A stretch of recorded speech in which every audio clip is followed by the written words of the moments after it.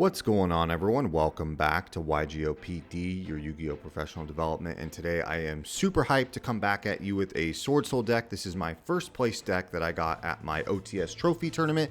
I said about a month ago, keep an eye on this deck, and I'm glad that I had the chance to follow up on that and really take it home at this event. Really a fun event, great to see a lot of friends, and great to do really well. There's a few spicy techs in here and different things like that, post-Syac, that I think really do help the deck. But overall, still somewhat of a standard list with a little bit of spice thrown in. But of course, we'll do the main, the extra, the side, along with some explanations. And I won't waste too much time, but we'll go ahead and hop right into it. Okay, starting with the main deck, we have, of course, Triple Ecclesia. Not much really needs to be said about this. Still one of the best starters in the deck. Still play 3 of it. Transforms itself into any Swordsoul monster.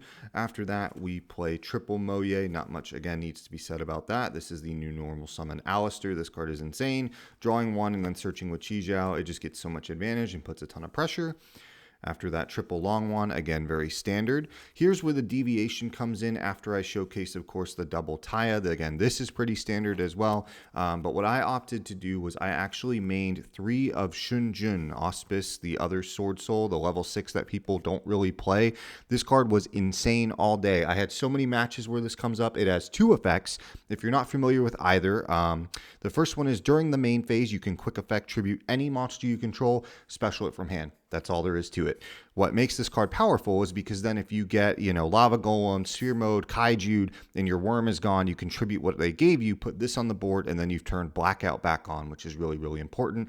Also works again with Moye and Taya to dodge things like Imperm or Veiler for different things like that, as well as helps you dodge Ogre. So really great card, then just allows you to go into a level 10 really, really quickly. The other effect is if it's sent to the grave for synchro material, you can then target a field in either field or either grave and banish it, including your own. So worst case, if you want to chain block with this still when you're making a level 8, because you have other level 2s that let you do that, you can do that. But going second, the amount of utility this card has to like force out stuff is really, really great. Also just hard making Cheng-Ying with this to then trigger Cheng-Ying in a new chain after this resolves to banish one thing they have and then 2 more with Cheng-Ying is crazy. This card is amazing. If you've not tried it, go ahead and try it. I cut the 2 Circle and 1 Shathana for this package. I just wanted more names to reveal as well. I was sick of drawing Ecclesia plus Circle and being like, this doesn't do anything. So this was a really easy way to help fix that. I might still put in a Circle and a Shathana just to have access to a level 4, but either way, this card overperformed all day, dodged things like the Runic Spell Trap, hand traps, like I said, had a Swordsoul Mirror. It just dodges like a ton of stuff. So really, really cool card. If you haven't tested it, definitely try it.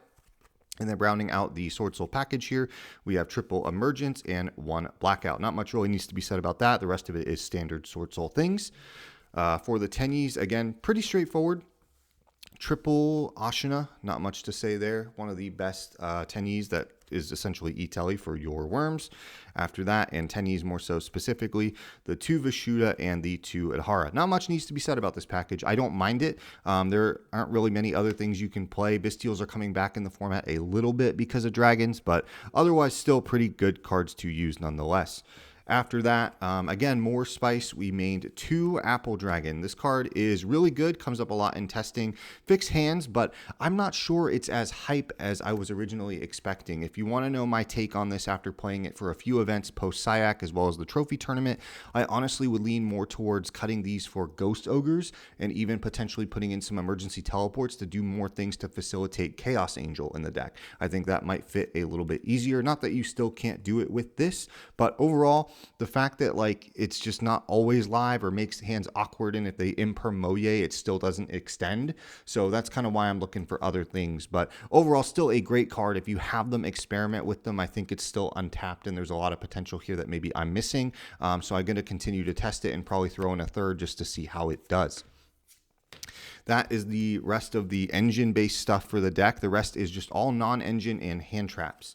The kind of king of the hand traps for the new format is going to be, of course, Gamma, followed closely by Droll. But Gamma is probably the best hand trap right now. Shuts off so many things. Works really well with your stuff as well because you have the chicken, the Auspice, the level 6, Chain Link 2 tributing stuff. It activates from hand. You don't have anything on field, so if they chain, you can Gamma there.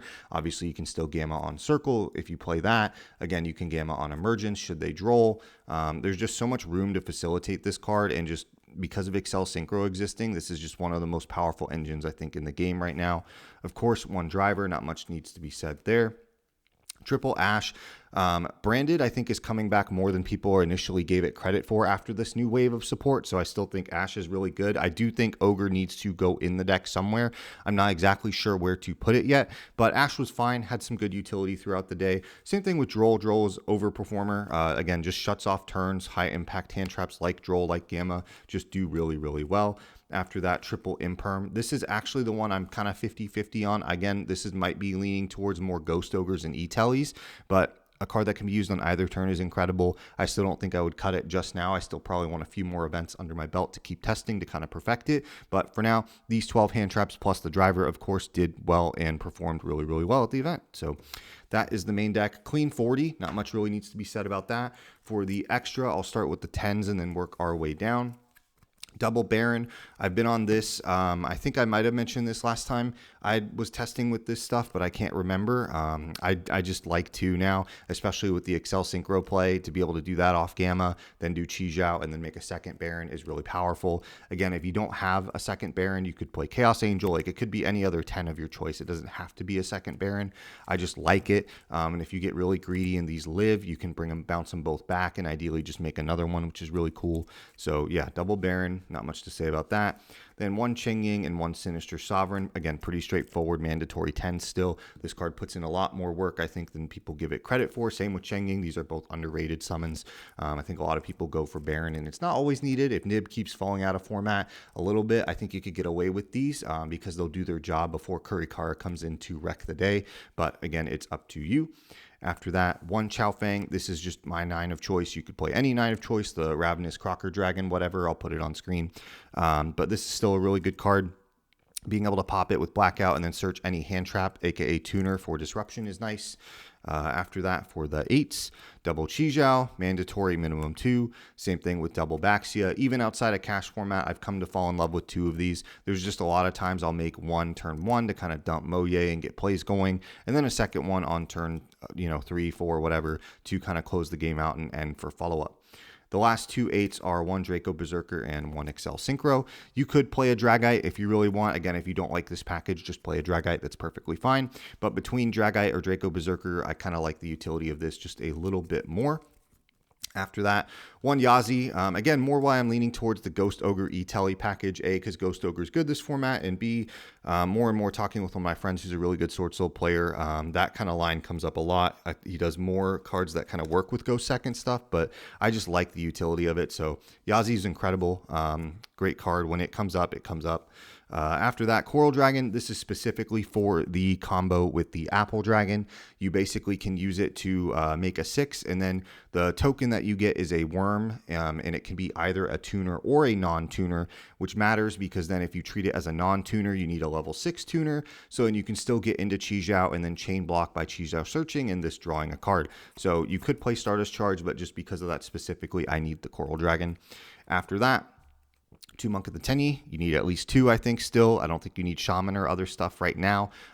Maybe if we eventually get a Worm Link 3 that lets us climb into the Sasahara or whatever the big Link 4 is. But until then, 2 Monk I think is fine right now in a more synchro-centric build. After that, for the side deck, nothing too crazy. I think just a lot of meta calls based on my area for how I decided to build this.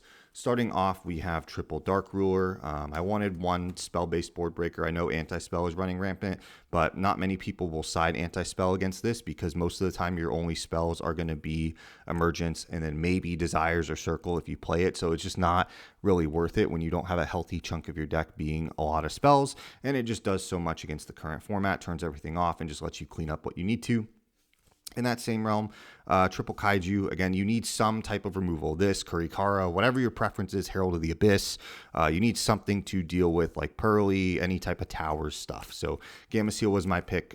Santa Claus is probably the most ideal since it could get under the Newman lock. I just don't own a playset of Santa Claus. I don't want to pay for an extra 2 Santa Claus. I think that's a little ridiculous, so I just went with the playset of Kaijus. After that, 3 Cosmic, again, respecting back row in some way, shape, or form, and Cosmic is probably the best way to do that right now just because of Math Mech. Also, if you go first, being able to snipe the Super Factorial is really, really solid. Same thing with a lot of decks kind of more moving towards that one back row pass, Branded having Branded in red, Swordsoul having Blackout. Like a lot of decks are ending on that specific combo-centric back row. If you go first, being able to snipe that to reduce their follow-up is powerful.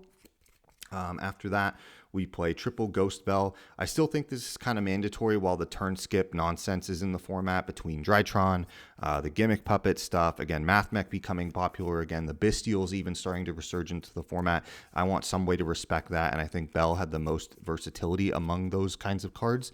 After that, my last trap card going first piece was 3 Summon Limit. I wanted a Floodgate that just hit every single deck almost no matter what when I went first, because there are certain Floodgates like Rivalry goes in, you either can't play under it or it's like it doesn't do enough against some of the top meta decks. Summon Limit felt like it did enough against almost every deck. So that was just kind of my choice. Didn't really end up coming up a lot since I didn't really feel like I needed it. And a lot of times I was being more forced to go second or some things like that. They would want to go first. So it just didn't come up as much. But overall, until I find a better option, I think Summon Limit is still the going first card of choice that I'm going to stick with. So that's it for the main deck, the extra deck, the side deck. First place OTS Trophy Tournament, Swordsoul back into the meta. Really excited to have this deck again piloted. Really excited and having a good time doing pure. I've been on Cash Swordsoul for quite a while, as you had known. Really feels good to pivot back to something a little more straightforward. If you haven't tested the Shunjun, test it. You will be surprised. You will have a great time. But again, that's it for now. I'll see you on the next one. Swordsoul best deck. Later.